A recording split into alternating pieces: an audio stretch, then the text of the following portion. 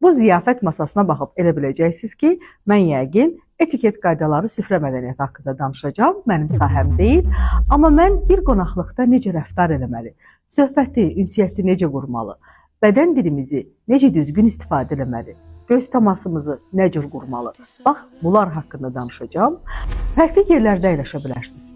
Ya ortada, ya başda, ya burada, fərqi yoxdur.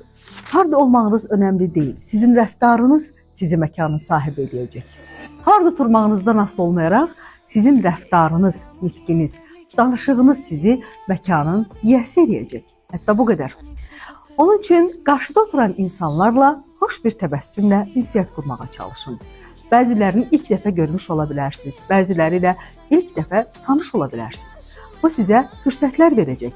Bəlkə networkinginizi böyüdəcəksiniz, tanışlarınızın sayı artacaq. Buna görə də məkanda öz sözünü, işini, danışığını bilən insan imici yaratmaq lazımdır. Mütləq insanların üzlərinə və gözlərinə xoş bir təbəssümlə baxın. Daha sonra nəzakətli danışmağa çalışın. Mədəni, dünya görüşü, özün sözü bütöv bir insan kimi təqdim edəcək. Söhbətlərə müdaxilə etməməyə, sözləri kəsməməyə çalışın. Qoyun insanlar sözünü bütöv desin. Ola bilər ki, siz onunla razı deyilsiniz, amma bu demək deyil ki, sözünü kəsməlisiniz. Bəs sonra nə eləməliyik?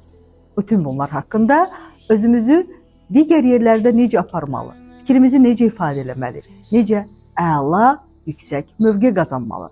Bax, bununla bağlı təlimlərimizi alıb geniş biliyə malik ola bilərsiniz. Buyurun.